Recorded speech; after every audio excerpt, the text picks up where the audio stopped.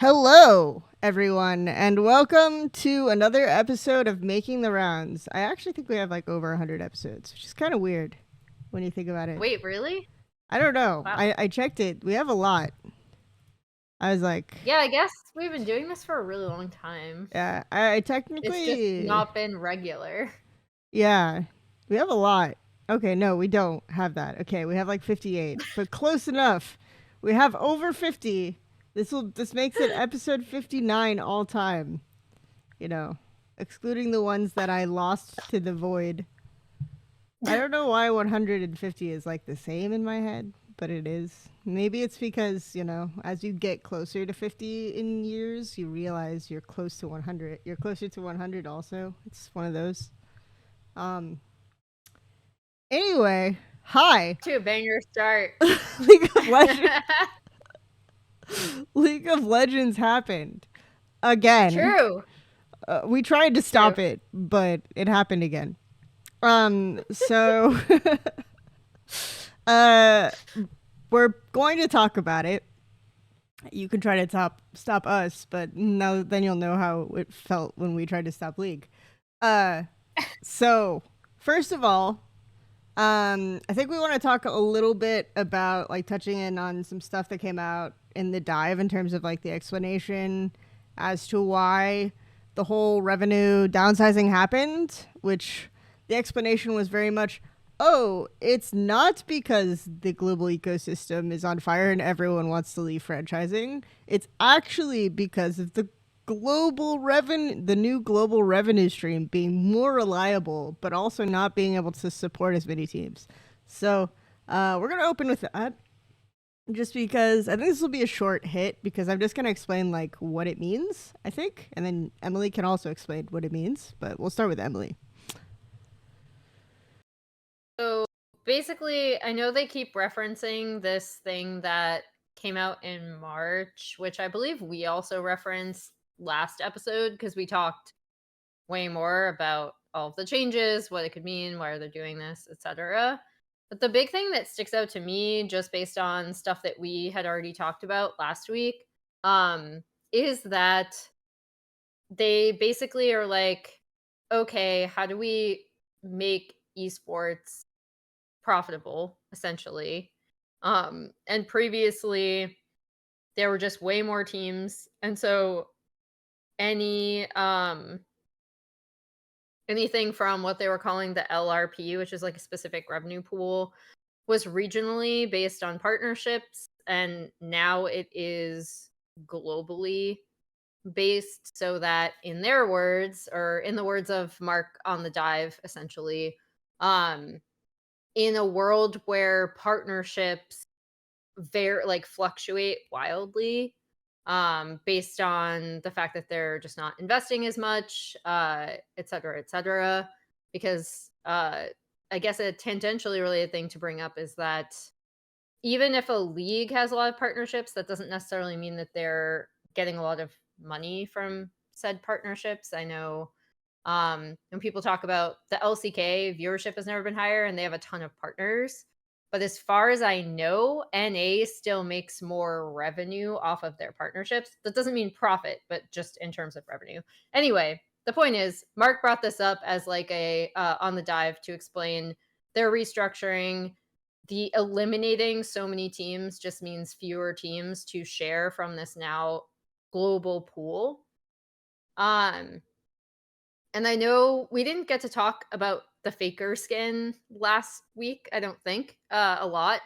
But like, I had this really rambling call into Hotline League where I essentially was trying to organize my thoughts around it. And the big thing for me regarding that, and like why I don't necessarily mind the price point and the tiers in a vacuum, is because I think this is something they should have been doing for league revenue for a while, tying in what esports does for you marketing wise. And I know, Kelsey, you've talked a lot about how their answer is always like, we can't have a quantifiable, you know, uh, thing that says esports affects such and such here, right? And you and I have both brought up the Azir purchases from last year's Worlds is like a counterpoint to that. And I think the Faker skin selling Insanity also is kind of a counterpoint to that. Um, but yeah, I thought it was interesting that they brought that up because it's essentially like we are eliminating these teams, so now rev sharing can be spread among fewer teams, and partnerships won't matter as much. Um, and I think, again, the weird thing to me, especially in light of like the Faker skin and like, yes, people complaining about it, but also just the fact that I can't reiterate enough, it's selling really well, is that like there always was this connection between esports and Riot and League of Legends, the game, and esports as a marketing arm for the game. And the fact that we've been so reliant on partnerships and still not turning a profit despite wanting to be independently profitable is like, ugh. I don't know. I still am unable to gather my thoughts in a concise way about this. So I'll just have you take it over from here. I mean, just to clarify, the explanation is we've moved to a global revenue structure instead of having the regional revenue structure that's based on sponsorships, is the same explanation as sponsors are leaving the ecosystem, because we wouldn't do this if sponsors weren't leaving the ecosystem, right? It's the same explanation. So like the fact that we said, oh no, we aren't doing this because of that. We're doing this because of the GLRP, I think is the term for it. Yeah, it's instead of like, yeah, it was like LRP for like league. Yeah, it's GRP now. Revenue and something, and it's GRP now for like global yeah. pool, I think. Pool, yeah. So GRP, basically it's the same explanation, but the idea is that obviously, where I will give credit though is that I feel like this revenue pool should have always existed, because this revenue pool will be resistant to what were effectively VC shocks, right? And VC shocks meaning like VC is very interested, they're spending a lot of money, and then the money is not made back, revenue is not made back. And this is a much more sustainable way. I think it's almost weird because I don't actually know why League was so averse to incorporating more in-game purchases with the esports ecosystem for so long, but they were. I think part of the explanation at one time was we wanted to be special for only like the elite of the elites, so only Worlds winning teams will ever have skins, right? That was like one explanation at one point. I know the Dota 2 monetization model was heavily functioning around the international and selling packages around the international, and I think League to an extent saw that as a model that was fixated around one tournament a year, right? And perhaps didn't think it was possible to generate the level of sales and revenue and hype from regional leagues by having monetizable items. So they scrapped it as a model that wouldn't work for them. I don't know what the explanation is, but we just didn't for a very long time. And to Emily's point, right, where she said she had the Rambling Call and Hotline League, the Faker skin is something that maybe not to this extent, but should have been happening, right? It feels weird to this ecosystem because it's like 0 to 100. We didn't really have a test product, so it feels like a very obvious like cash grab in the wind, right? But we should have had monetizable buy-ins. Like I remember we talked about this the last time we talked about skin monetization and things like this and being able to measure it. I brought up the Worlds, I think it was season 4, where they had the discount skins, the discounts on skins for champs that were the most picked in each role at Worlds, right? And they would show that on broadcast. Yesterday, when they opened the new week of LPL, they had the players of the tournament, right? For like, because they always have best player in each role for the week, and they opened the week on Monday doing that. And then this time they also transitioned to 50% off skin sales for a champion they played. So Yes. Thank you, Discord. I also agree. It's I a great know. point. Um, so there's We both actually know why that happened. more kind of monetization strategies like that that are also being incorporated globally. That's when my chat made the joke that Kelsey is the LPL commissioner secretly.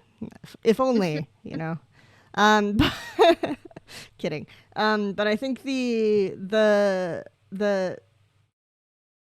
TLDR on that one is like, okay, we need to have made these activations longer, and then going 0 to 100 is going to like put fans off, but these should have been kind of happening for a while. And I then, also think, oh, go ahead. I do want to point out just really, really quickly, I know people are hyper fixating on the $500 package Yep. price point, but I also think again, in a vacuum, divorced from my hangups around the way a Hall of Fame works and all this other stuff, and also to your point, the fact that it feels shocking because this is both the test and the launch in Mm-hmm. some ways. Um, the having different tiers is also really good, Yeah. right? Because obviously you get the whales bought in at the $500 price point, but you have everything in between all the way down to I think $20, and I think that's a good way to price things. And you know what you're getting, and we're not doing a gotcha system, which I think would be way worse. I'm kind of down for the gotcha system. I could see. No, Kelsey, no. I mean, for me, like, I don't buy skins regardless. So, uh, so it's just for me, it's just watching the chaos unfold and not really caring. So, I used to when I yeah, first started yeah, playing, but yeah, I haven't spent money on the game for a really long time. And I also play gotcha games and don't spend money on them either. So yeah. I'm also probably not the person to talk to about this, but I did want to point out that I do think again, people are hyper fixated on the $500 price point for a lot of Yeah. reasons, but I think the tiered system is also a really good way of going about having people being able to buy into different things and still get a piece of it and connect esports with in-game sales. And the absolute worst thing we want to happen is that the community's reaction is going to affirm to Riot that esports fans don't want to spend money on League. That's the absolute worst thing.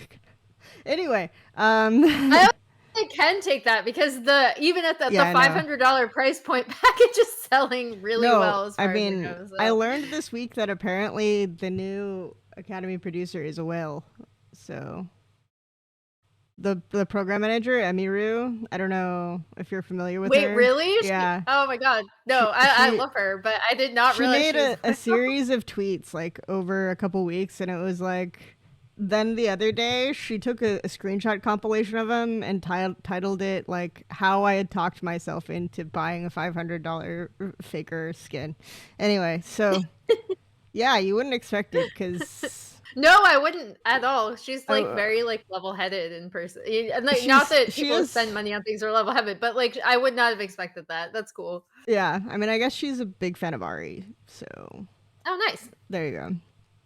Yeah, sorry. That sounded like I was passing judgment. I am Yeah, in yeah. no way passing But judgment. I thought it was like, wow, okay. So you see, guys, $500 faker Ari skins are affordable for people who produce Academy, which let me tell you is not it's not a whale job. Let's put it that way. Let's put it that way.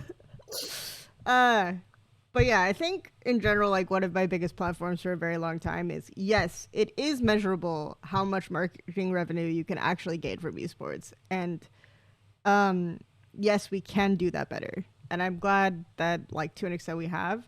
But I do also want to say, like, there's no smoke and mirrors. Like, this should have been happening all along. And I feel like a lot of people wanted this to be happening all along. And when people made all these comments about the sustainability and how many franchise spots were going to be available, I think to an extent it was kind of like a domino effect where LCS demanded franchising, right? In whatever year. And then the 2016, right? 2017 was when it happened. So I know like the demands 2016 is when they were or 2018 was when it happened. Yeah, or 2017 was when they were demanding it. Yeah, okay. So they started demanding it, and we know verifiably that Riot didn't expect every region to want it, right? Riot didn't expect every region to want it because they had proposed a model for Europe that was not franchise based. They had proposed a model for Europe that was not franchise based, and basically the effect of that was that you had major European league brands applying for LCS franchising spots. And that was when Riot realized, oh shit, what did we do? Right? Like, and that's when every team kind of bought into the franchising element. But now we're in a situation where, okay, we realize that esports fan spending habits are more resistant to economic factors than brand investors are less resistant. Sorry, are less resistant to economic factors than brand investors. There's like less price elasticity of demand. If you guys remember your Econ 101, of course. The less price elasticity of demand for people who are going to buy skins, because people are going to buy skins if they want to buy skins, right? It's a good that if you're experiencing hard times, you'll still buy because of the fact that it's like your cupcakes, you know? Like, fun fact, in economic downturns, sales of cupcakes go up because people are sad and they want comfort cupcakes. It's kind of like an Ari skin is kind of like a comfort cupcake, you know? So like it's one of those goods that will be a little bit resistant to economic crashes for that reason, and as a result, it will be a more sustainable revenue source. Again, it's one of those things where it's like, okay, we could have monetized this from the beginning, but it's nice that they're doing it now. But TLDR, the main driving factor is indeed major brand sponsors that gave us like the early cash injections are leaving the ecosystem is why all these things are happening now. So even saying, oh, we switched to this model, but the reason we switched to this model is that. So that's basically what I just wanted to address. It doesn't really invalidate any of the things we said last episode at all. We just kind of wanted to bring up and explain to people like what this means in case it was confusing, because there's a lot of acronyms and a lot of random things happening. So yeah.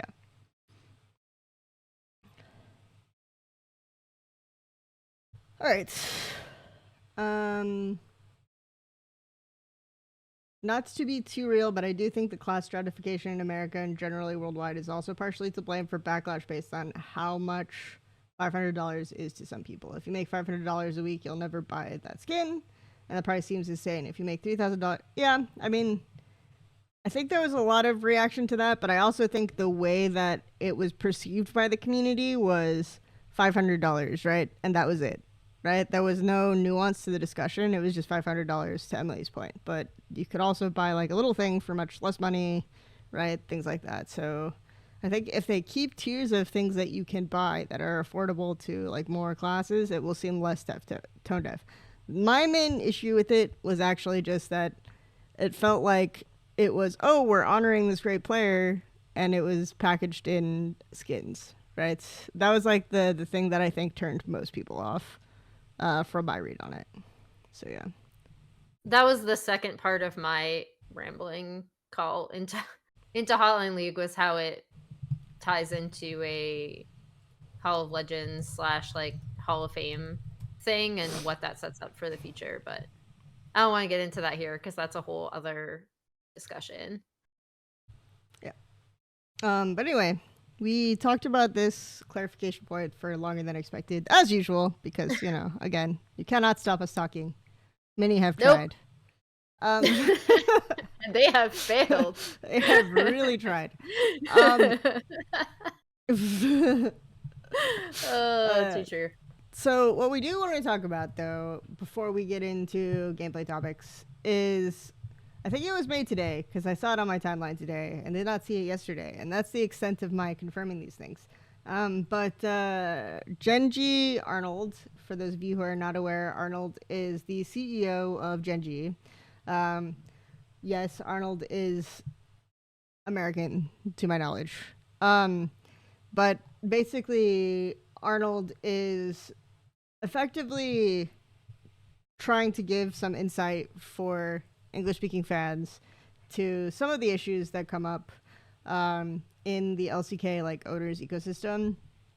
So the tweet he made today was a conversation about, he says it comes from owners, managers, coaches, and players, that people are getting pretty worried about the lack of talent pipeline for League in Korea. He says even in Korea, so I assume some of his sources are not from the LCK.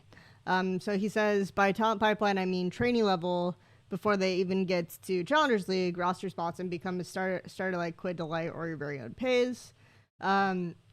More and more young kids with natural competitive talent are playing other games, not just League. For instance, we have maybe 3x, 4x pipeline of future pro level talent in Riot's very own Valorant than League. So yeah, that's kind of the topic that he gets into, and he talks about a lot of other things. I'm not going to read the full post to you.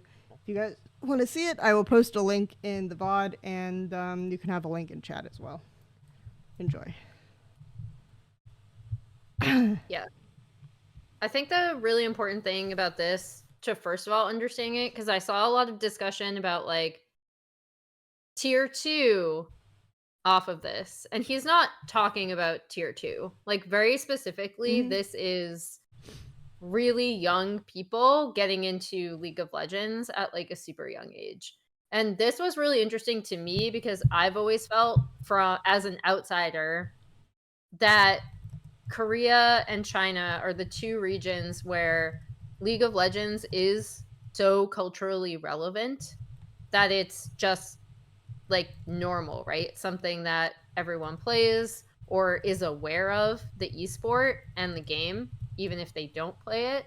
And so I pulled this topic because I thought it was really interesting to hear that they too are having a problem with players getting into it at like a super young age. So I'm talking like elementary, Yep. like junior high level. Not even, again, this is also what Arnold said, but he's like, we're not talking about academy or challenger level. We're not even talking about trainee level. We're talking like pre-trainee. How willing are you to grind the solo queue ladder probably at ages like 10 to 14-ish? If you think about a lot of the players coming up that are like famous now, the most famous example I can think of off the top of my head, like obviously there's Uzi, but then also a more recent example was Jackie Love, where people started like really following his career when he was signed as like a hotshot trainee off of his ladder performance, I believe at like 13 or 14. And this was like not shocking to me, but like sad to hear, and thinking about what it means for everyone generally for League to be a game that is just kind of aging, like it's just aging, right? Yep. Like a lot of people have brought up, and like the things to bring up are like what is the new player experience, and also like if you're looking at the way traditional sports works, like theoretically, and I've talked about this due to the lack of cultural relevance in the US, but basically theoretically you want to have a massive, like you want to have a big cultural awareness. You want to have people playing the game who also aren't going to go pro, but then of the people that play the game at a young age, you do have people who will be super competitive and want to go pro. So you have, like, for example, using me, I ran track and cross country all through high school. I also played soccer a fuck ton through like middle school. And obviously, I was never going to be a professional soccer player, but in order to have some sort of like, you Don't let want your that dreams be pool. memes. I'm bad. You played rugby too. I also played rugby, Yeah. yeah, and I was bad at that. But as you could probably You tell, because made I'm it up. like, Didn't you I make it up from like you made it to Division 4 or something? yeah, we Nice. turned our club team into an NCAA sponsored team at the lowest level. Nice. Let's go. I actually wonder if they are still. They might have retreated since it's been a while. But anyway, I think the most interesting thing to me is that the cultural relevance is still there, but young people just aren't getting into it, right? And so people have brought up the fact that you know, the game is more difficult. There's so much more to learn. The level of the entry level into the game is like, I feel like the tutorial might have improved, but the original tutorial was also really shit, so I can't comment on that experience. Um, I never forget Thornmail Ash, but, like, there's just so much more to learn, and I also think, speaking to something that Spawn brought up that I thought was, like, really relevant, where I think he was basically saying on Hotline League, like, his wife asked him, "Oh, are you going to get" I'm pretty sure one of his sons into League of Legends, and he was like, "Fuck no." And it reminded me of two things. One, when I interviewed the StarCraft player Raynor for I don't know how many people know of him, but he talked about how StarCraft was this big thing that he did with his dad. Um, and it was Division 3 then. Whatever the lowest NCAA division is. Um, he talked about how he played StarCraft with his dad, and that was, like, the big thing that got him into it, and it started at a really young age, right? And if I think of my own traditional sports experiences, even as a fan, being a Red Sox fan is intrinsically tied to Yeah. really young formative experiences, watching those games with my mom, right? And then, like, playing baseball with my brother in the backyard. Um, and so if parents who are just kind of chilling and watching LCK and, like, they themselves might play a few games on solo queue, but then those games are super frustrating, so they don't want to play the game that much themselves either. And then they're looking at their kids being like, wow, no, you're not gonna like, I will Yeah. not play League of Legends with you. It is not a fun experience. Um, so I think that is a huge part of it. And then the other anecdote that I did want to touch upon, just because we talk about different marketing arms for the game itself. And I think they expected Arcane to be like a super big marketing arm. But like anecdotally, and obviously this is a very small sample size. And I brought this up in Hotline League chat last night as well when I was able to catch the tail end of the broadcast, is that so many like I have some fandom friends from Arcane that are like fan artists um or fanfic writers that got into it specifically from Yeah. Arcane, right? And they did not the only one that played League of Legends already played it with her partner Yeah. before Arcane even happened. So there was 0 people in this group, and again, very small sample size, and they're all older, to be fair. Like, they're all, like, late 20s, early 30s. But, like, there was no crossover. Like, there was no inspiration to play the game from Arcane. They were just going to make Arcane-related things and wait for season 2, and maybe play TFT because and I know someone else, I believe in Hotline League chat pointed it out, the reaction to people being like, "I just watched Arcane. Should I play League of Legends?" was similar to Spawn's reaction Yeah. to being asked if his kid was going to play, which was, "Fuck no. The experience is fucking terrible." Yeah.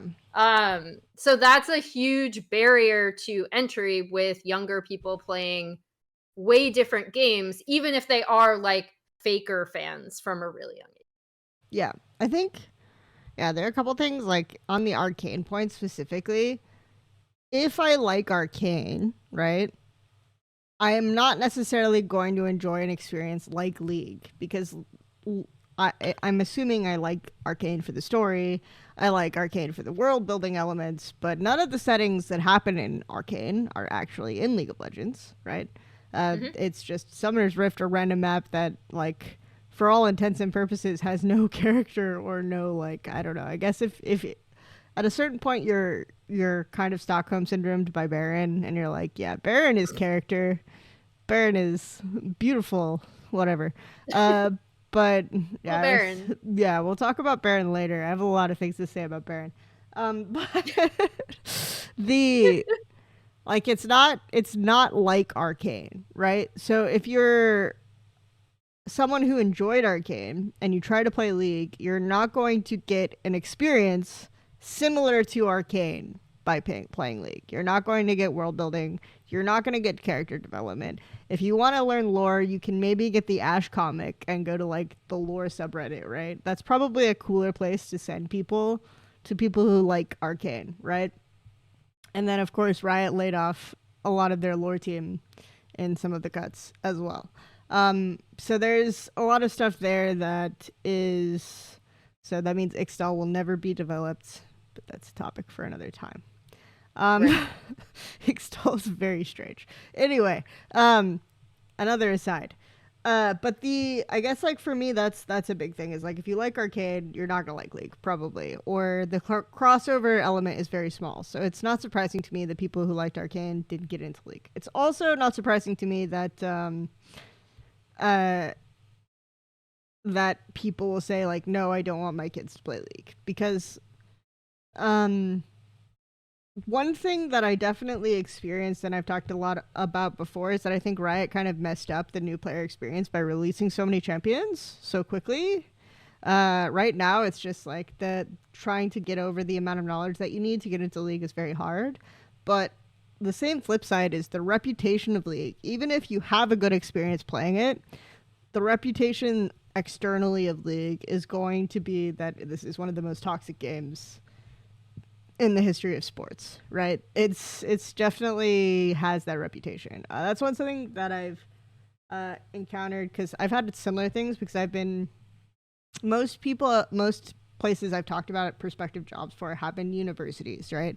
Either coaching or working with esports programming externally. So basically wanting to get involved in CLOL more and wanting to have a role like either managing a program or coaching if necessary. And a lot of the reactions I get is that like we don't necessarily have a really big league base right now, right? All these things. And I'm just like, I'm not going to force them to play League. Like, they don't want to play League. I don't care, right? Like, it's really, I get it. Like, it's a losing battle to get kids who don't like playing League already to be interested in League. Whatever game they want, like, I'll learn the game, right? I'll play that game, right? So I'll make events around that game, whatever. It doesn't matter to me. So it's definitely one of those things where it's like I also personally don't necessarily need to fight that battle. But if kids want to play League, like obviously I'm going to be a resource there, and I'm going to be like down for it. But it's just like I'm not gonna push. I'm in a situation where I feel like League should have been pushed years and years and years ago to younger generations.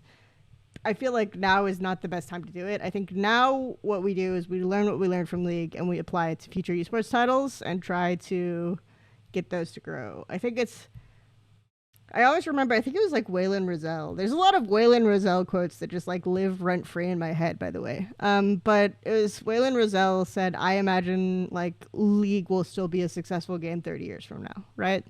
That was something he said, I think, 5 years ago, if I remember correctly, around that time.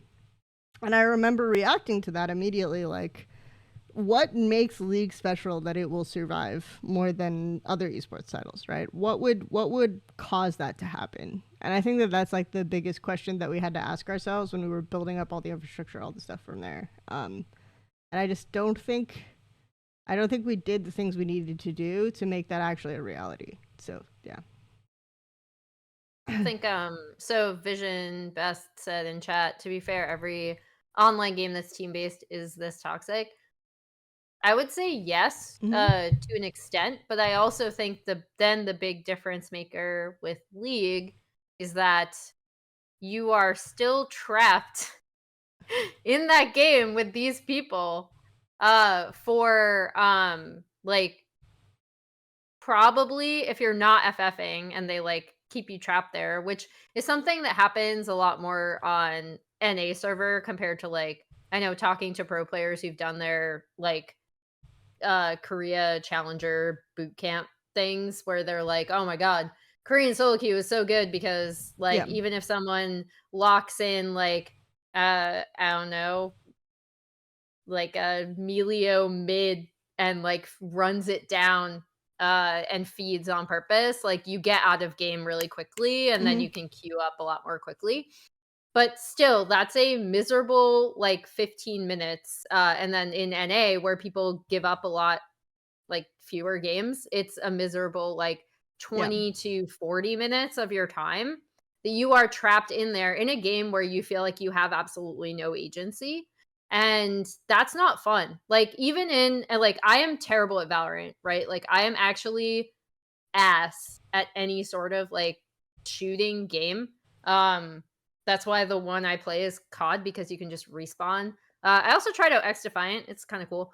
But anyway, like if you are ass in those games, even in Valorant, which is a tactical shooter, you still feel all right when you're able to buy something, even if you're just like dying the next round. And the fact that there are rounds makes it feel less bad, right? Even if you're terrible.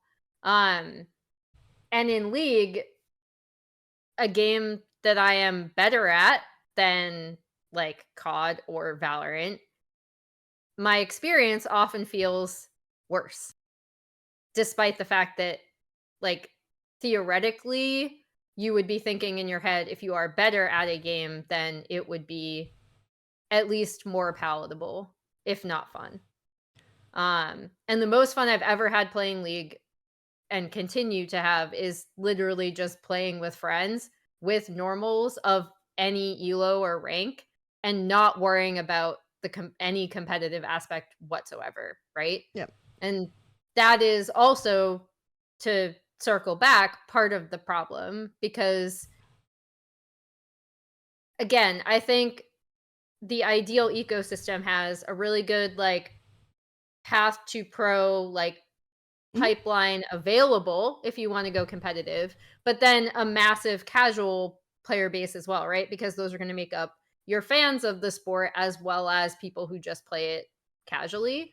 Um, but some of those casuals still need to want to be able to go pro, right? And that's also the thing that I think Yeah, Arnold is that's in hinting the at, Arnold where point, yeah. like, yeah, even if people are playing the game casually and they're playing it with friends, the most fun experience is just kind of hanging out and playing with friends. And so even if young people do play the game, they are not playing it in a way that would allow them to climb the ladder. Like, they are not grinding it at younger ages. And that is the section of the player base that's going to theoretically become your trainees and then your challenger players and then your LCK players.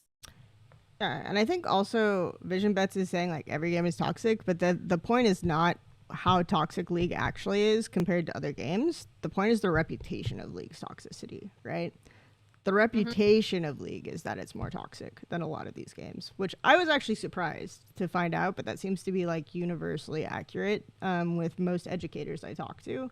And the educators are the ones who are kind of, along with students deciding what games are in like high school and college programs. And at least in the US, it seems very frequently the reputation of League is that it is toxic, right? And there's like a million other barriers to entry as to why schools, and we've talked about these at length on the show, in the US specifically, don't want to play League. And I'm not going to say that those are reasons why Korea is not playing League. But I can definitely I think it's see, quite different. yeah, it's definitely way different because we've also talked about the differences in how you get into League. And you mentioned like fathers and parents. I had to tell NACL talent to stop asking the question of how did you get into League, because I don't think there was a single person that we asked in the NACL pros when we did those types of interviews who didn't say my older brother. Literally everyone said my older brother. There, it's like very much the experience of if your older family member plays it, right now in the current kind of like upcoming generation, you're more likely to get into it, but otherwise it seems less likely to be the case, right? It was actually like I was praying for like a sister, you know, a friend, maybe like a cousin, you know, but it was legitimately everyone just older brother. Okay, sick. But yeah, that was definitely an interesting experience there. Yeah, and I mean, even you even have that in the, like, Mhm. current players in LCK, for example, like Guma, right? That's how he started playing. So, yeah. Mm-hmm. Just ask, how did your older brother get into League? Yeah, but I mean, that is less relevant. I guess it is. I know you're making a joke, but the how did your older brother get into the league is less relevant because I your like older that. brother probably got into league because when it was hip, right? It is no Yeah. like the point that most people who are the newer generation of pros are saying I got into it because of my older brother means that it is no longer like the hip thing that you're playing. It's the hip thing for your older sibling, but not for you, right? Yeah. So that's definitely an element there. I think the so yeah, basically there's a lot of reasons why League is struggling globally. I think in China it still maintains relevance just because it is a tension game. And as far as I Mhm. can tell, they're not as enthused with Valorant, though apparently that is slowly changing. Like the tension game will always have a market stranglehold on the ecosystem, but now that like the fact that I think Arnold specifically referenced um, Valorant like really resonated with me because that is like the element that can change it, right? If another tension Mhm. game exists to compete with the title. Yeah. I also thought it was, as a random aside before we move on, I thought it was interesting that he cited Valorant because initially Valorant's launch in Korea was a little shaky, Mm-hmm. uh, due to Vanguard, and then also due to the fact that if you're playing a tactical shooter in a PC bong, even if, in my opinion, it still feels better because you have fresh rounds to like go through. If you're playing a tactical shooter, there could also be the reverse argument where if I'm going with my partner and we're just hanging out after school, that might not give us the best like bang for our buck if we're spending so much time dead. Yep. Which I know was a thing that people were saying where like if I want to do this as like a date activity or just a fun activity with my friends after school, League of Legends still, like, conversely to some of the things I already cited, feels like it's giving you more value for the money you're paying. Um So but yeah. basically, Raz is right, and Emily just plays both sides of every argument. And It's true. Raz is right to call me out, you know? uh, but anyway, as we do when we go from industry topics to gameplay topics, which we will do now, um, I like to bring up some fun interludes. So we're bringing I'm back scared. a fashion corner, and Emily is scared, but I need her to give advice to someone who's had a fashion journey in the scene, right? And I need Oh to no. get feedback from the fashion goat herself on how this person has evolved throughout the ages. You know, some of the pros and cons over the years. So we're gonna just get right into it. I'm curious to see what is going to pop up on my screen. So yeah, I need to wait a little bit delay for your reaction, but it is now on the Twitch. So this person is on your right, okay? As soon as you see this Okay. person. Yeah. We're going to follow her journey through esports fashion and Oh no. This is going to be give terrifying. give some feedback on the outfit choices, you know, the hair, like how these things have evolved over time. So this is the most recent, technically not the most recent, but the most recent weekend, right? True. Thoughts on this particular outfit, the hair, like the entire ensemble. Any feedback for this person? Let's call her Amy, okay? You know. um so unironically, I feel like I don't know how much you want me to get into this cuz you are not asking for like a me talking about like my identity. Oh, um whatever you want. but Let's go. I'll say like I feel like I've never been I don't think I'll ever get to the point where I find myself attractive, but I also feel like I've never been as comfortable with the way I look as I am now. Nice. In terms of like I like dyeing my hair, even though right now uh I can point it out on stream, but like my blonde hair is coming back in, so it kind of looks like I'm going bald. Um but I think this outfit is like super fun. I bought it in Korea. these are Emily outfits. Yeah, me and Raz are the problem children, aka we just bring in a lot of our own stuff. But yeah, she looks really comfortable, you know? The outfit's Nice. a banger. It's a fun time. Yeah. Any notes, you know, for the future for Amy? I'd say continue finding stuff that actually fits you. Because that took a while. Yeah, that's a struggle for I think most women. In general. So relatable. All right. So we're gonna compare this to like I'm scared as a to what is gonna previous come up now. a previous outfit that I think people would call more glamorous, right? But I think maybe if you get to know this individual, like spend some time with her, like go out for a coffee, things like this, and maybe you might think that while this looks very glamorous and exciting, it might not necessarily be as much her as the previous outfit. So we're gonna take a look. Thoughts on this one? What did you think of this one? I know this one I'm was waiting for it to come up. this was a major event, right? A major, like a very big celebrated international event desk. So this is from MSI. Yeah. I like this dress. It's a fun one. My favorite part of this though was because Jordan was in like first of all, I love Jordan Lyric, and I miss working international events with him. But also, Jordan was in like a full suit. I want to say it was a 3-piece suit. He even had like the waistcoat. So we like took a bunch of pictures together as if we were going to prom. I'll say like full glam, like what I did with this, like what I did with MSI,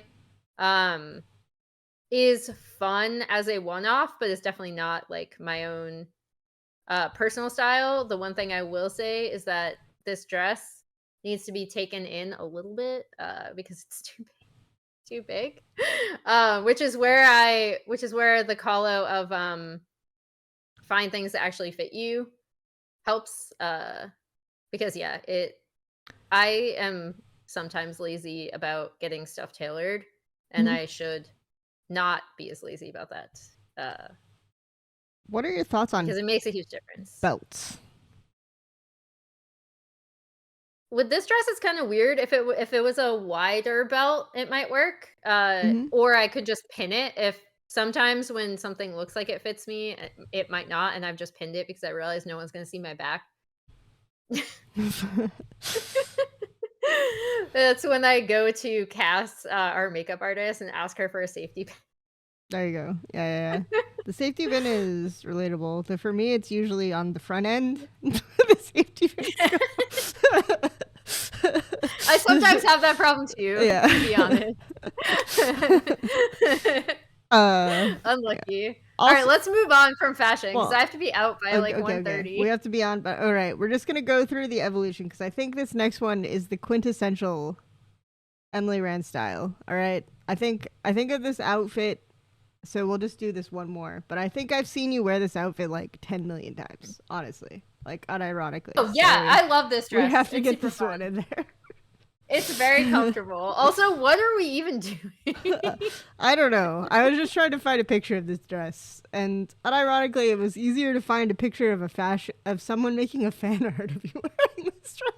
Oh my god, that's so weird because I have worn this dress so many times. It's one of my favorites. It is also something that I need to get tailored, and that I have actually pinned this dress behind me. But yeah, I don't know. So I'll say this, hopefully this is the last picture. There's two more, but you know.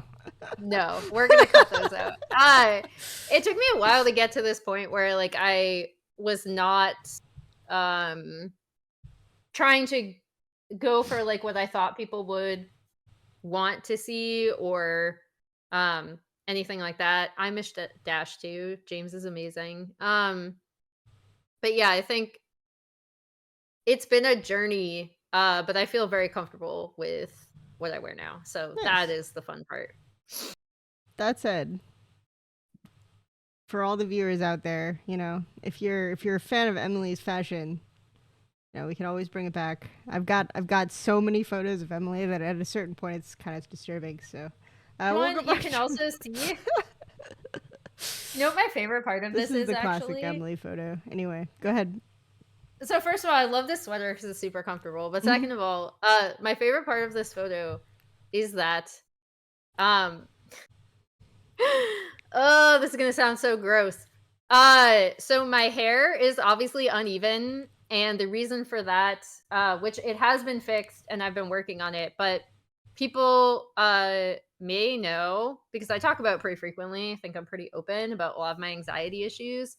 One of the things I do is like twirl my hair and like pull it out, but only on one side. So in that picture, you can see that my hair is like actually uneven. And that's Nice. why. And Cass actually recently cut my hair, and she was just like, "Do not touch your head." And I have been doing this like Yeah, during no. this actual podcast, so it's I'm habit. I'm way worse, It's so hard it to is what break it is. habits. Yeah. I did like the last one, by the way. I can just keep in the chamber for the future because This the is last terrifying. one is a banger. Anyway, so now that we've gone through Emily's recent fashion journey, I just wanted to do a call out because a lot of people were a big fan of the look on Saturday. So good stuff there. We will actually get into gameplay conversations. So I think the big thing uh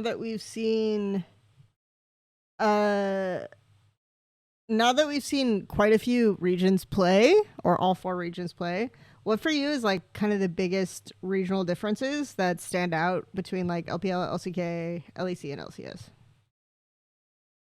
So LPL, I feel like I brought this up on LCS a bit. I don't think it's like 1-to-1 in terms of this by default is always what happens. But I do think that LPL above all other regions is definitely fully within, we if we can play it, it is going to be AP carry jungle with AD mid. We are seeing just across the board a lot of like double AD comps with the AD mids available. But even from, it was AL versus NIP where we had the Rumble jungle flex with the Maokai support and the Jax top. I thought that was interesting, even if that entire series was interesting, even if the gameplay got kind of clowny at times. I think AL are doing interesting things. But above all, right now with LPL, I definitely think of them as the, and part of it is also probably because they started playing it first, and also because of the way that Fearless kind of causes teams to draft, which is a little bit it's it makes it different than other regions for it's going to be what, next like 2 weeks before they go back to regular drafting. And they're also still in 1410, but I think like the brands, the Karthus, the Zyras, and then obviously Nidalee, um, Rumble. You're seeing just a ton of AP junglers because The dirty word is Lilia. partially, yeah, Lilia. I don't know how I forgot about Lilia. Faded Ashes is such a really good early item for a lot of these AP junglers, and they clear so freaking fast that, in tandem with how strong AD mids like Tristana and Corki are, I think it is a really good fit, especially for a lot of LPL junglers specifically. Um, we've seen it in the LCK as well. It's just more that I think of LPL when I think of this style above all else, because I think there are just so many junglers in that region that are really, really wanting to play on these like fast clearing, heavy farming carry junglers. Whereas, and again, not that we don't see this in LPL, but when I look at LCK, I still think more of, um, obviously they're still playing Viego. We've seen some AB carry junglers, but then like, and then the AD carry in Viego. But then we've also seen more Sedge, like we've seen Sedge, we've seen Maokai, we've seen Xin Zhao, we've seen Vi when she's gotten through. And so things that kind of affect your lanes more and are more partnering with your lanes to set up plays. Talia kind of falls in both realms where like she is an AP jungler that can be paired with AD mids, but I think of her more as a for her setup um than her like as a farming carry, right? Um and I think LCS teams have tried to figure out where they between these kind of two methods where they kind of want to fit. The other thing I kind of want to call out is Ivern over in LEC. I haven't checked the numbers on this. This could just be my like I actually mind. have. Sorry, no Emily. I guess. Let's see. No, interrupt. I have some. I have some screenshots that I actually prepared ahead of time. So. Oh, nice. I should have done that. I just pulled up champion picks, but it feels like Ivern is much more heavily prioritized in LEC, and I think Ivern is really strong in a lot of ways. I realize I'm also primarily looking at jungle picks more than anything else. Yeah. So Ivern is like second highest presence jungler in LEC, as you guys can see on the screen. And then we have basically no Ivern picks, though he was banned against the boy Jonathan Armeo. Yeah. No one wants to go up against Armeo's Ivern still. It was conditioned against it. It was conditioned. He was conditioned to play it. There were some LPL Ivern, but it has lost a lot. And then yeah, none in LCK either. So yeah. Me getting excited for Ivern on the LPL stream is like always met with disappointment, generally speaking. Like, yes, Ivern's really good here, and he's losing again. But yeah, I think for me it's like we talked about this before, the chicken or the egg conversation. I think for me it's just like, is it AP jungle causing AD mid to be picked? I think they just love Tristana. Like, and obviously the fallout is the combination. Tristana gets banned all the time, which is why she's not the most picked mid. It's Corki, but they love Tristana. She's by far like the highest prio. The most banned trap is actually Rumble. Yeah. But again, I think the fallout from this is that we're still seeing a lot of more like tanky top laners. Like Skarner Cassante is probably the matchup that I'm most tired of seeing in LPL. And that's because like Rumble shreds tanks, right? So we're banning Rumble every game. And then Rumble is now also being flex jungle, and then it can be flex support, though we haven't really seen it as much. And then since some of the changes in recent patches, and then the Rumble pick. But it's like Tristana is just the queen of the Rift. She's so good. She can side lane, she can team fight, she can do whatever. So I definitely think that Tristana is almost like kind of dictating the entire LPL meta to an extent. And then that's a big part of it. I think another thing I wanted to point out that I believe is backed up by statistics, but I think LCK still has by far and away the highest Senna prio in pick ban of any region. They still like really, really highly value that pick more than a lot of other bot laners, even as we've seen more compositions in other regions go more towards like a double AD carry comp with an engaged support. You see a lot more LCK teams either just banning out the Senna because they don't want to deal with it, or picking it with like an Orin or a Nautilus or something, again, because a lot of these tankier engaged supports have better itemization, and Warmogs is pretty good, guys.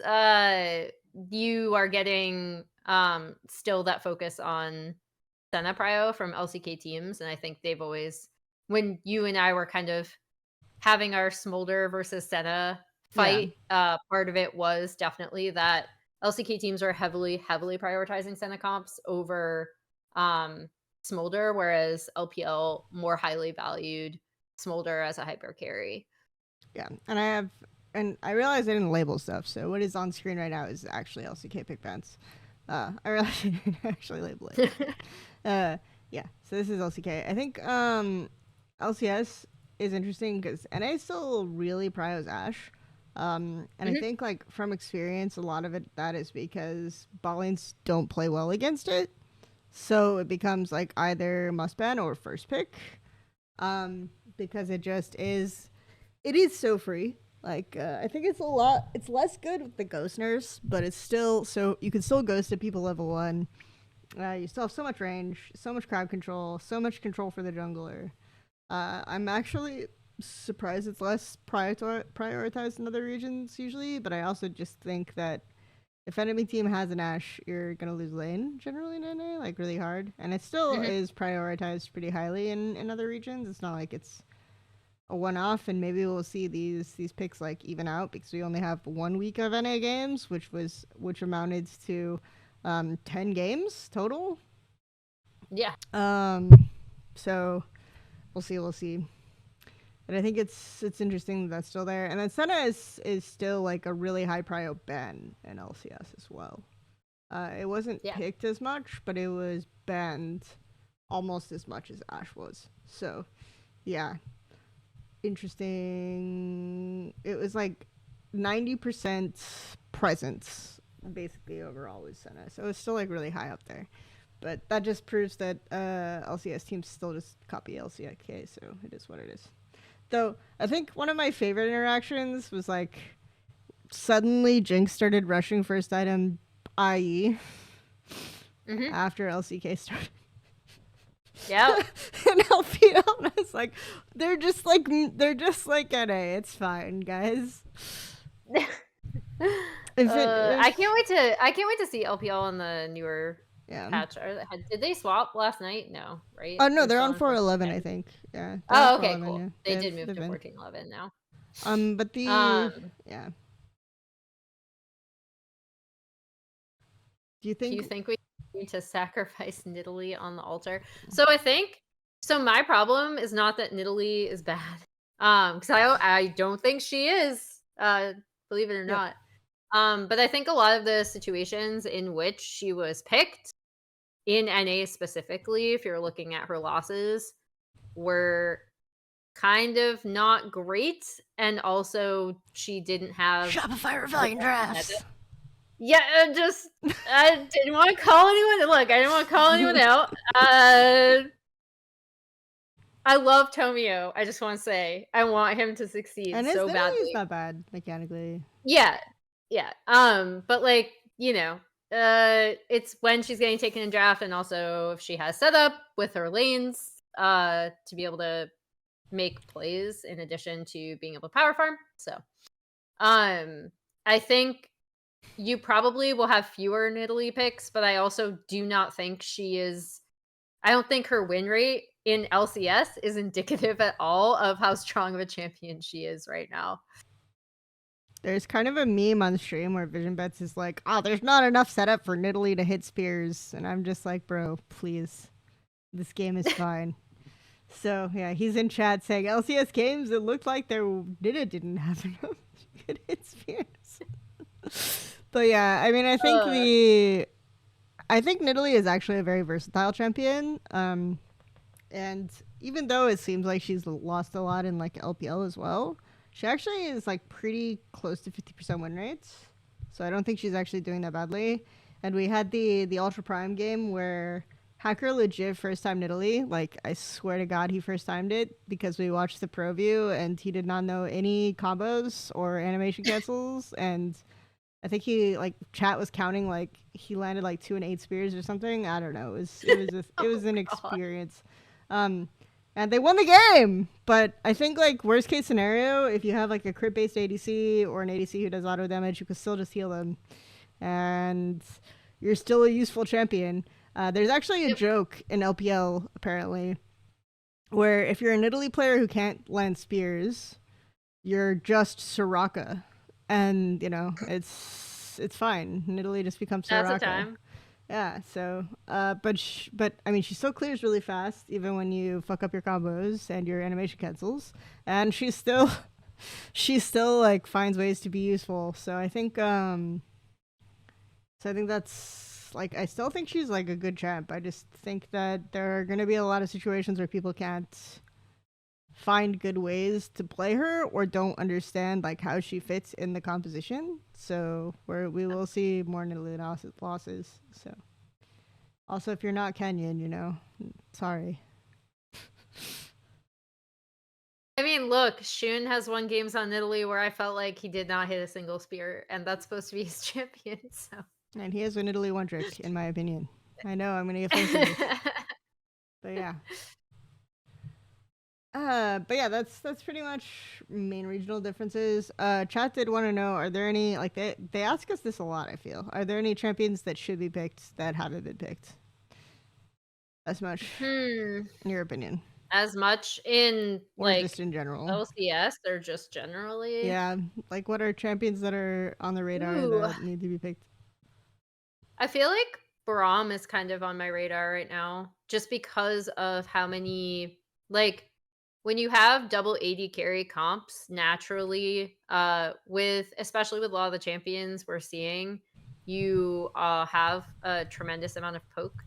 Um and I think in a lot of scenarios Braum can be a really good pick. I think even in the losses he had in LCS, you could see how much damage that champion could mitigate for his team. So I wouldn't be surprised if like Braum Prio increases just as a reaction to how much like poke and damage can come out of some of these double AD compositions. Um, that's the first one off the top of my head. I feel like my answer is always I wanna see more Kog'Maw, but obviously he's still highly situational in my opinion, just Kog'Maw like mid? Cog. I would love to see Cog mid. I thought the Ezreal mid was really, really fun. Um, I didn't think it was gonna work, but it was fun. So Ramus. And everyone's gonna meme it, but like people are building these like double ADC compositions, and I feel uh, like the last change to Ramus was you increase his base armor, and that didn't happen for on defensive ball curl like quite a bit. I think you also had a situation where his ult damage to towers was proposed to be changed, but hasn't been changed yet. Um, and Ramus just becomes like very useful in siege compositions, especially if people are gonna build like a shit ton of AD compositions. I think Ramus actually does have a place in the game. The other fun one is like everyone is playing like AP is it like LPL has decided that they realize that if their junglers get pinched, they can just play as big spots, but like unironically, just play other AP bots. Like you can still play Karthus bot, could still play a lot of things, especially if you're the biggest problem is like the long range bot picks, right? So you have to find something that's good into long range bot picks, but you can play Seraphine more. Always a big shout out to Seraphine. They did play it in LCK, I think. Yep. Um, Yeah. We saw some Ashe Seraphine lanes. so yeah, I think there's always more room for like. I think I had a power flicker. Are we still here, guys? Did I lose us? You're still here for me. Okay, nice. Uh, so yeah, I think that's a thing. I think yeah, drill a hole mentioned various flex. I think that's very doable. I got so triggered when LPL was still just doing lethality virus perma every game. So yeah, I think there's a lot of options. Like I feel like there's so much. You know, there's actually like Yeah. so many champs are viable. Um, and The meta is like really open right now. so I get really triggered when it's just like Leona Nautilus, Corky Tristana. Like we only You will just try Leona Nautilus, as soon as that shit was in any way viable, you knew the LPL teams were Oh just yeah, gonna that's all it's gonna get played. you have to pry those champs out of their cold dead hands. Yeah, and the big thing is like you said Braum, and I was like, okay, well we play Braum because of Fearless when Leona or Nautilus are not pickable, you know. So it's fine. I'm just like when I see Leona, I said, just pick Rakan, something for the love of God. But yeah, I also Leona think Nautilus. you can still go. Like, I mean, we're never gonna play range supports in LPL, but you can still go like Zyra with Ash, stuff like that. It's actually really good right now, and you're just not picking it. In these situations where it could be viable. So yeah, I think that there's a lot of that stuff. Like maybe Gragas jungle is okay. Yeah, there's a lot basically. Like if you can think, I bet you could theorycraft a way for a lot of champions to be picked. There's some champs that are Yeah. shit, but I mean, I actually still think Akshan should be picked because Akshan got a lot of shit ton of buffs as well, and he has like this really weird mechanic where he can just spin around tower and anyway, fun times. I'd be curious to see him picked. Mm-hmm. And it's like if we're banning Triss Corki every game, there's an angle. Yeah, Syndra is good into Skarner, but yeah, Syndra is bad overall into range unless you can set up Syndra Maokai. That's a combo for sure. Very annoying. But yeah, we can move on. Another one is like great early season rookie performance. So like rookie players, not rookie the player, because he hasn't had a lot of great early season. He's had a rough. But him and NIP have had a rough split. But good play from rookies in general. I mean, he is. I don't know if you'd like count him as a rookie. Like, we're talking about rookies this year and not this split, right? I think we kind of have to because there aren't a lot. Because like it's like what in LCS it would be like Tomio, and then in LEC it would be Vladdy. Yeah. Who I in fairness, and like that as well, right? But yeah. I actually think he's been performing pretty well, but I would call out someone who I will probably mention when we talk about like matches that you should watch or like teams you should watch, but I think this is a really great meta for Lucid. And we are finally seeing, because like I know I've been on the Lucid train for too long. Kelsey's like, shut the fuck up. How did I know this was happening? He had like those like few good series at the beginning of spring, and then he was like not good at all. And he had that like one game that lasted like 50 minutes that still lives rent free in my head, where he gets the Rel engage at Drake. And anyway, how does it feel to see two teams get overhyped because they beat KT? Oh god, KT are dog right now. They're so bad. But I think regardless of, because I think DK can still be kind of clowny in some of their games, even though I've had a lot of fun watching them. I still think they make some really weird, like mid late game decisions sometimes. But I think on the whole, Lucid has really found his stride. It's a good meta for him. He's playing a lot more confidently and a lot more aggressively, similar to what he became known for in Challengers. And so I think if you just want a fun rookie to root for, I would put Lucid at the top of the list. Even though Kelsey's laughing at me because she probably knew I was going to say Lucid. Yeah. I'm going to be honest, knowing who put this question, because this was a chat submitted question, knowing who submitted this question, I'm pretty sure what they wanted to happen was for us to glaze Nick it for like a few ages. But I think Ultra Prime are doing surprisingly well. I think because when I did my power rankings, I actually had Ultra Prime on the third rung, which was not like crazy. but they Mhm. are looking kind of like that. And my biggest argument was that Chungtian is like a significant upgrade over Decade, and Chungtian's not a rookie. Nikat is Mhm. actually impressive, right? So even though losing Jue is kind of a blow, um, Niket is actually like doing really really well, and Mhm. by contrast, like people like Jue looks worse, and so the meme is now that Doggo plays locked cam so that he can watch and coach his supports in game, and it's actually Doggo making the rookie supports Wow. look like a The god. evolution of Doggo. The uh, Doggo mythos lives on. yeah, exactly. So, yeah, Doggo is the best rookie support coach, and Nicket's doing really well. He's had a lot of like pop off games for sure. And I think his performances are like a big reason why UP are doing well. That and Hacker's willingness to tank 5 bans and first time in Italy on stage. So yeah, it's chill. Now I have to go back and watch that preview because it sounds hilarious. um, so I think that's definitely like I would agree. I think he's definitely a standout in terms of like true rookies. Niket has been like a big standout.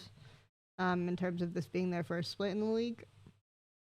Um, yeah, I think Vladdy has also been really good. Uh, that team is something else, but Vladdy's been pretty good. So yeah. Yeah.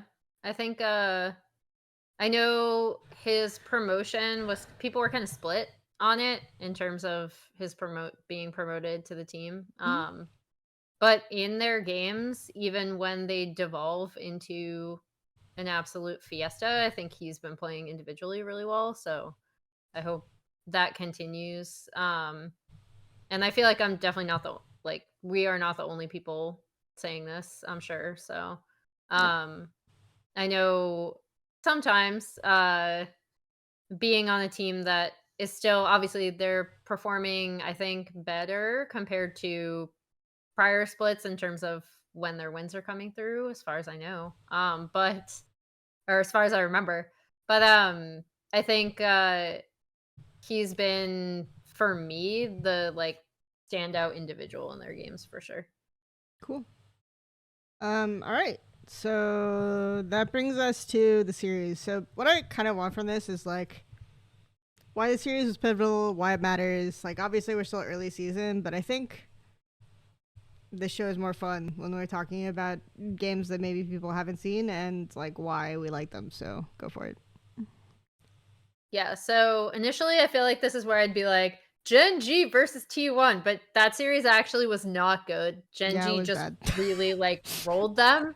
Um if you just want to see Pays play Ezreal really well on the back of his teammate Quid then throwing it mid, you can watch it for that, but I actually wouldn't recommend that series. It wasn't very good.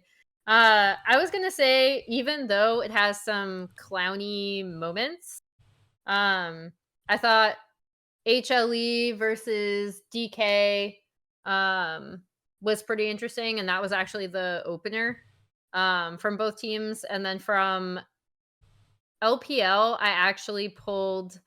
So the series itself was fun. Mm-hmm.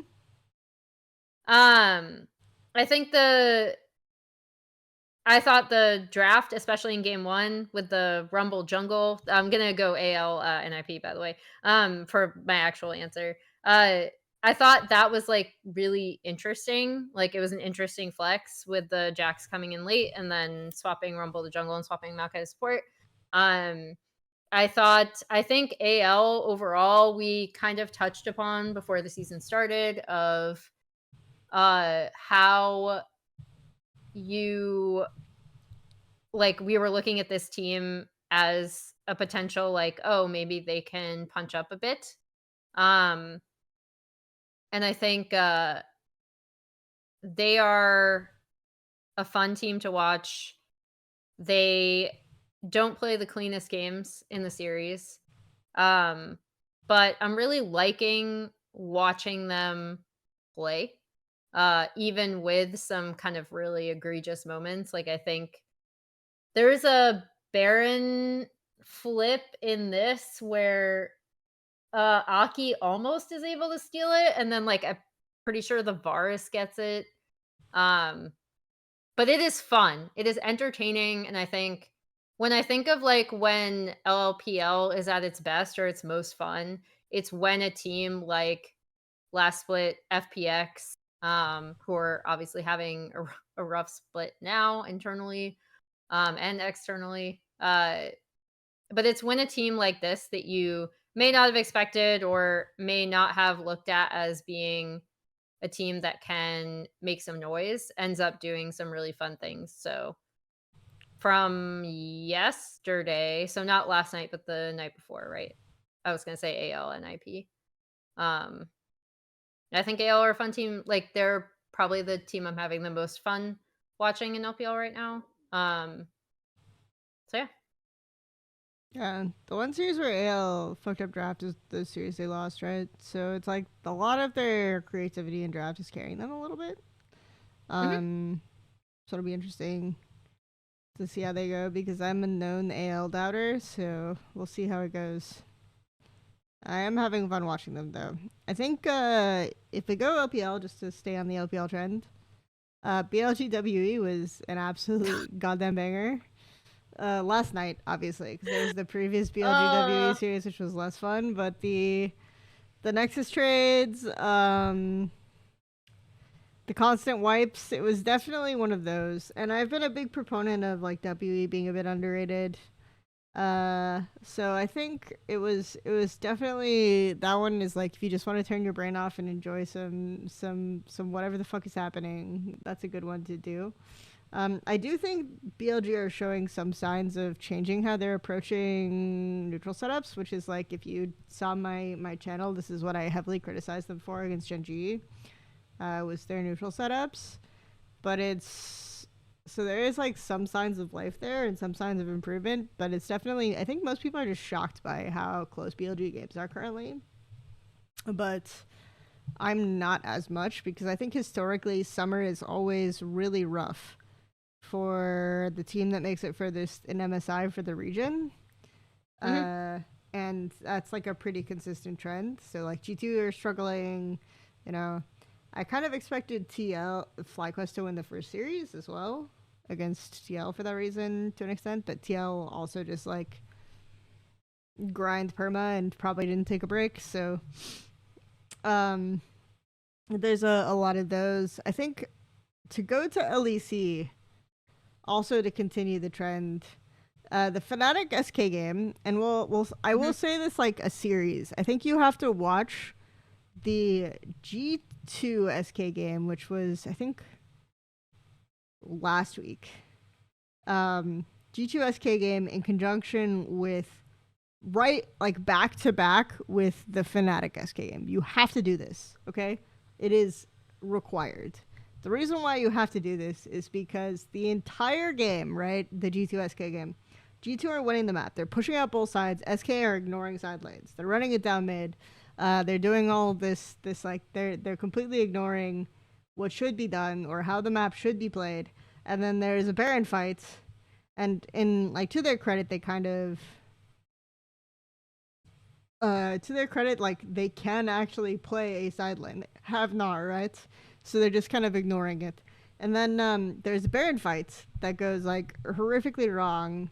Um, I think Isma was the one who secured the Baron, and they just like rush mid and win the game, right? So watch the surreal experience is watching that followed by SK Fnatic, where the entire time SK have Tristana.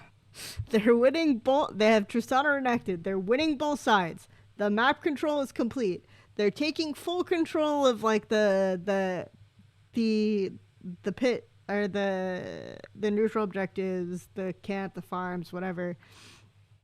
And then Fnatic are legit just running it down mid over and over and over and over again on repeat. I think I had a conversation like about this with like Cabra Maravilla, who's like a big Spanish scene analyst, and it's like, do Fnatic like actually have a rhyme or reason to when they're making their mid collapses, And I think after this game, it's like really hard for me to argue that they do. But they just like ran it down mid because they can't contest sides. They can't actually contest sides. But then there's a fight mid and a Baron secure, and they win the game. It's like it's just the most surreal experience to watch the G2 SK game followed by the SK Fnatic and realize that NARAM was the superior League of Legends macro strategy all along, and it doesn't Just matter. don't play sides. Exactly. Yeah. That's just the way it is. All this time, I've criticized LCS teams for not being able to play side lanes. They're Doesn't actually just better, you know? matter. We're actually, this is why we're beating them at international events. Holy fuck. No, they're learning. Oh my god. No, they learned from us now. Yes. Everyone's like, why is EU worse? Oh my god, we figured it out, Emily. We solved the mystery. All right, I actually have to go. I want to talk about the last topic on our list, which is lane swaps and why we miss them next week, because I am sad. And I also have a lot to say about like lane assignment evolution, which I think is kind of interesting. Yeah. But I actually do have to go, sadly. Like the G2 game is also fun for that. Yeah, so I was gonna segue into that off of this, but yeah, anyway. Sorry. Has been a fun episode as always. Plugging the Ko-fi real quick. If you support the Ko-fi, you get access to the VOD the night of. So I actually will immediately edit the VOD here and post it. So if you have access to the Ko-fi account, you get access to that right away. Otherwise, you have to wait until tomorrow for the YouTube release. So thanks everyone. Please support the Ko-fi. I'll drop it in chat and talk to you all next week.